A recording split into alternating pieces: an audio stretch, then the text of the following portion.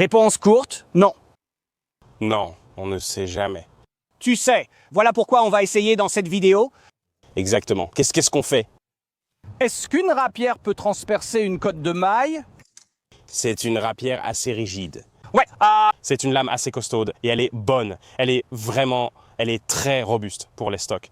c'est une lame robuste. Je la trouve trop flexible et pense qu'il y aura trop de ce mouvement. Peut-être parce qu'on a déjà fait un épisode avant.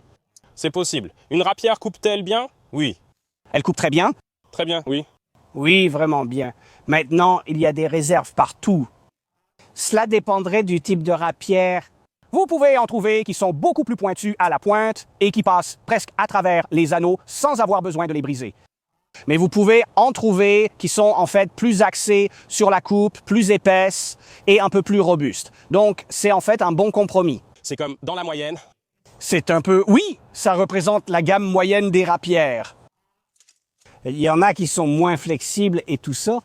Donc, vous savez, ça va varier, mais ça va nous donner quelques informations. Oui, voici quelques retours à appliquer à votre écriture lors de la construction. Mais gardez à l'esprit, je pense que vous pourriez trouver une rapière qui serait plus efficace pour percer la cotte de maille que celle-ci.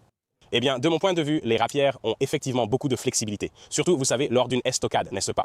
Traverser la chair demande peu de force, c'est donc facile, comme avec une épée longue. Si vous alignez vraiment bien la pointe, il y a une chance que vous puissiez y mettre un peu plus de rigidité avant qu'elle ne se dévie. Donc je pense peut-être... Eh bien, En fait, je suis curieux. les rapières, assez curieusement, sont parfois... Je viens spécialement avec cette rapière. Désolé, oui. Oui, mais les rapières en général sont souvent considérées, et je pense à tort, comme des armes anti-armure. Parce qu'elles peuvent transpercer les interstices. On dit quand, pas forcément que. Il faut vraiment une pointe très aiguë, n'est-ce pas? Je pense que mon épée longue Lockwood serait meilleure pour l'estoc que cette rapière, car elle est plus rigide et a une pointe très aiguë. Ce n'est donc pas forcément mieux pour traverser les interstices de l'armure, même si c'est une rapière. Ça dépend vraiment de la pièce en question. Oui, et pas forcément par rapport à d'autres. D'autres épées ont aussi été créées pour casser les maillons de la cotte de maille et autres protections. Comme l'estoc est essentiellement une épée longue de type rapière avec une pointe très robuste, centrée sur l'estoc. Parfois, elle n'avait même pas de tranchant. Oui, nous avons testé cette cotte de maille avec de nombreuses armes, y compris en la perçant avec des épées longues classiques. Donc c'est possible, non? C'est pourquoi je pense qu'on a de bonnes chances. On va le découvrir. Je ne veux pas taper là où il y a le bois. Donc, je veux essayer d'aller sur le côté. Tu vois? Waouh, ça s'est beaucoup plié. T'as vu à quel point ça s'est plié? Je regardais le support. Je vais passer par ici. Oh non, non, non. Oui, Non. Je veux dire, ça a piqué. Tu aurais ressenti une piqûre désagréable dans ta chair, mais ça n'a pas brisé les anneaux. c'est ce qu'il a dit. Donc, parce que c'est ce qu'on voit ici, n'est-ce pas? Tu vois le but? Ouais. Juste là. Ouais. Je le fais. Allez, traverse ça, Chad. Je n'avais pas encore réussi à traverser. Tu as vu ce muscle? C'est une rapière, elle va fléchir. Mais ça absorbe toute sa puissance et elle risque de casser.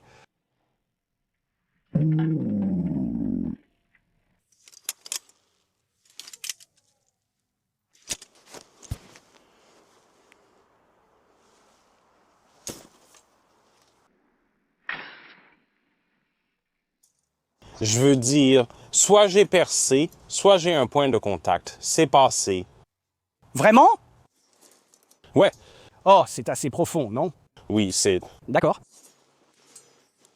Alors, laissez-moi me décaler un peu. Répétez les résultats. Vous voyez, celui-là ne l'a pas fait. Non, celui-là ne l'a pas fait. Ah non, nous ne sommes pas encore en territoire mortel.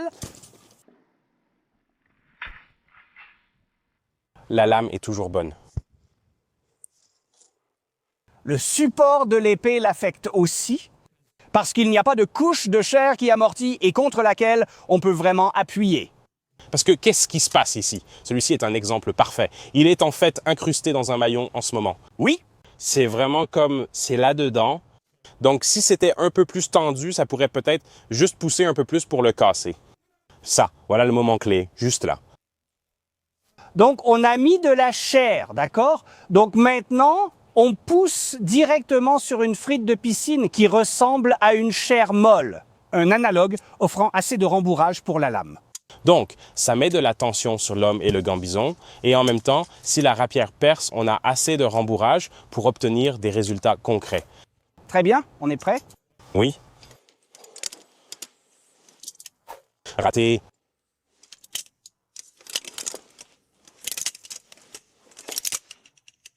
Celui-là était dans le mille. Mais je ne mets pas beaucoup de force, quand même.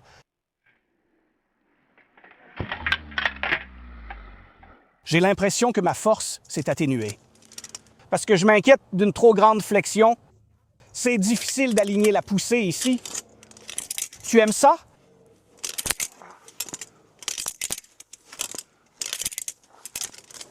Je suis nul de la main gauche.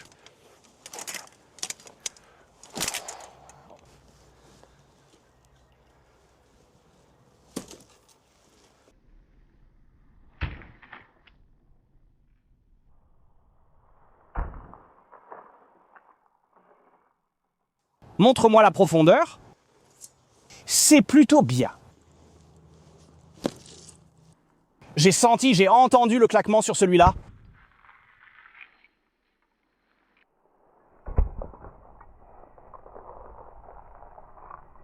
Ce n'est pas mortel.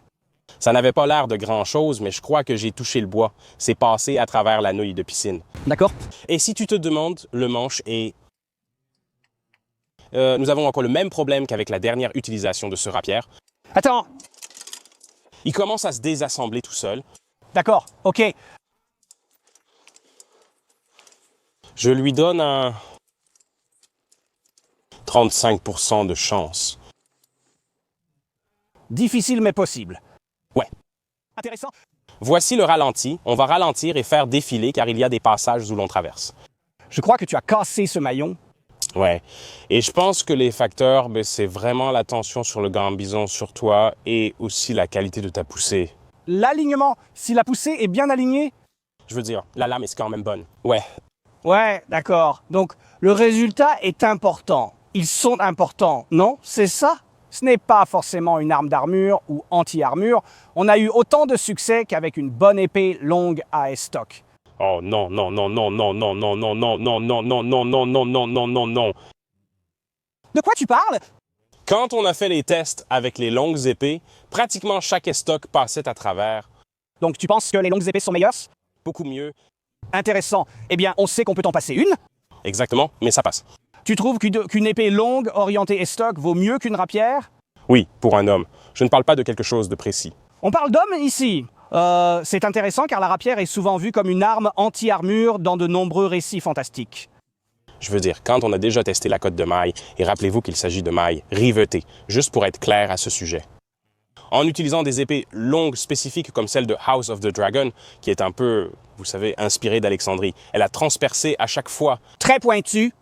Même avec mes mauvaises estocades et beaucoup de déviations, ça passait. Oh d'accord, très bien. Eh bien, Nous allons passer les extraits. Vous pourrez voir. c'est vraiment intriguant.